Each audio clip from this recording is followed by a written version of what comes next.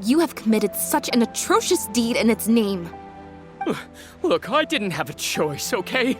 My father cared about those blasted animals so much, he didn't bother to take care of his human wife and son at all. While those animals were showered with love, I lived worse than a dog. No one asked. Tell me, how did you first get to know Pierre? Well, after I took over the Humane Society, it gradually became harder and harder to maintain its operations. Until one day, someone suddenly passed me a letter. It said that I could stand to get a large sum of money as long as I helped them to transport some animals abroad. It was only after a few such transports that I finally understood what I was really transporting.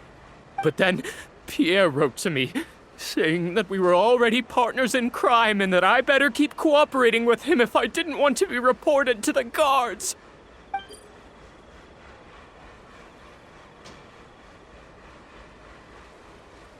You knew it from the very beginning, didn't you? The reason why you had to go through so many steps just to transport some animals. I'd suggest that you confess everything right now if you don't want to add anything else to your list of crimes.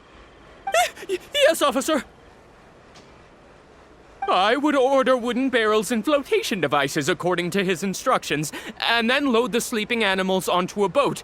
Once I sailed to the location he provided, I would dump everything together into the sea. And a few days after that, I'd come by again in my boat and pick up the animals sleeping in the barrels.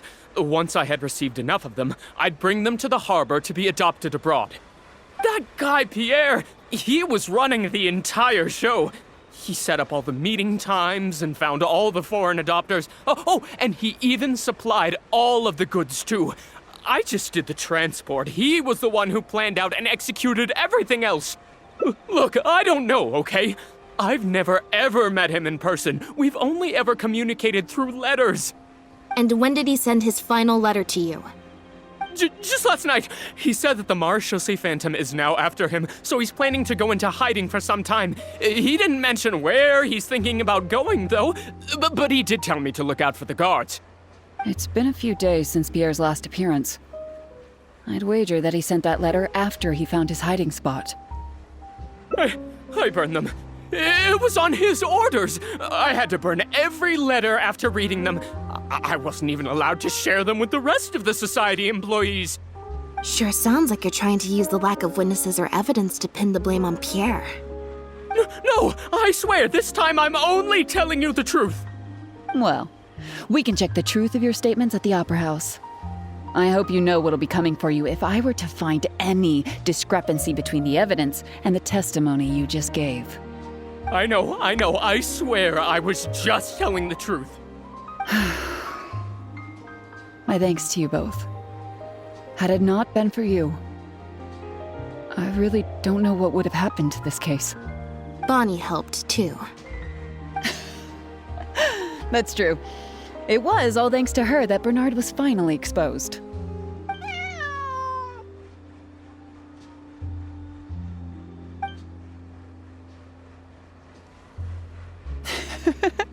And it looks like she's grown quite fond of you two as well. Then I'll leave you be. Just let me know if you find any other new leads.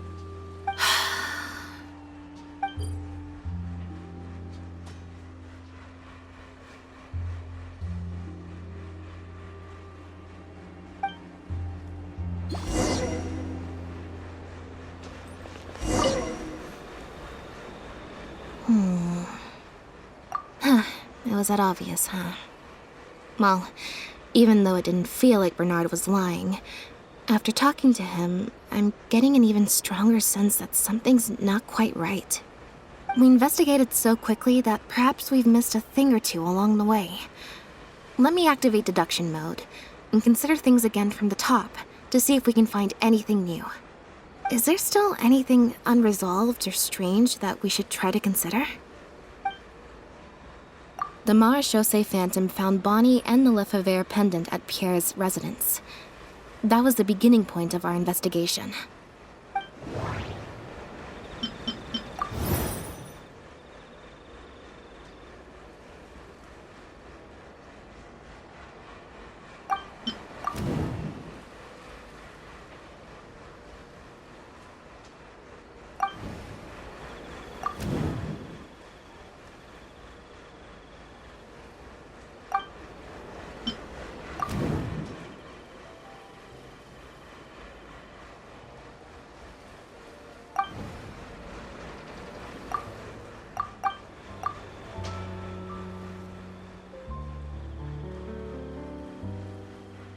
there's no need to rush. Let's see if we can find any other suspicious points about this case. Bernard claims to have received a letter last night from Pierre. In the letter, Pierre stated that he had gone into hiding. Is there something wrong with the letter?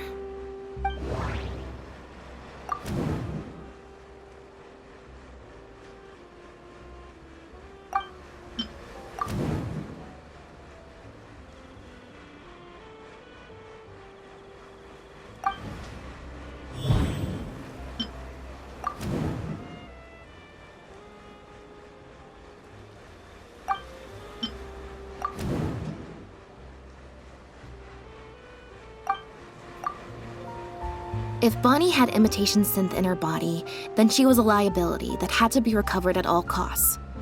But if she wasn't carrying anything, then it would have made sense to tell Bernard not to worry. And thinking about it, Bernard only attracted our attention in the first place because he came to look for Bonnie. Could it be that the person who wrote the letter also knew nothing about Bonnie's whereabouts? Or they had a separate goal entirely? Well, we've discovered that Bernard is responsible for the trafficking, while Pierre deals with supplying the goods. Is there something else in this scheme that we're missing?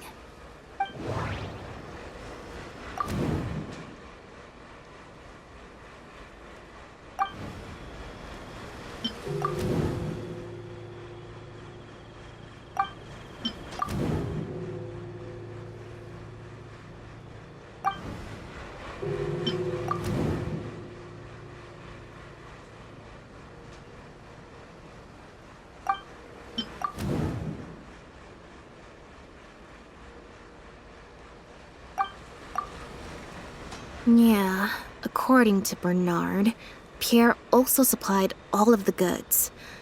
But if the Marechaussee Phantom's records are correct, Pierre should have lost all access to the materials required to create the imitation synth. And the Institute has also not reported any theft of their stocks.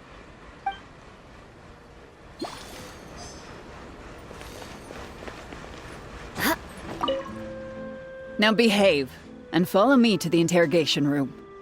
Ow! That hurt. Ow!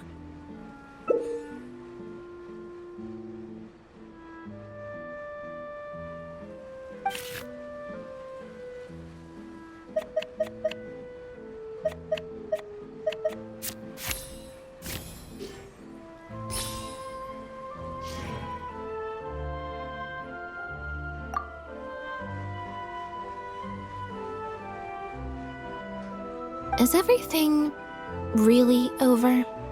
I still feel like the relationship between Pierre and Bernard is not as simple as it appears. Also, I've had this strange sense that something's off the entire time we've been on the case. And it has only gotten worse. Ugh. No good. I've still got nothing, and I'm nearly out of energy.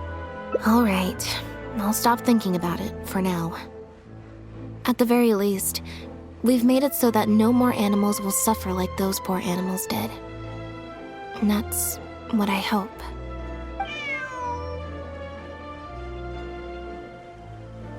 Let's go to the Humane Society and see if there are any animals left that might still need our help before my energy for today completely runs out.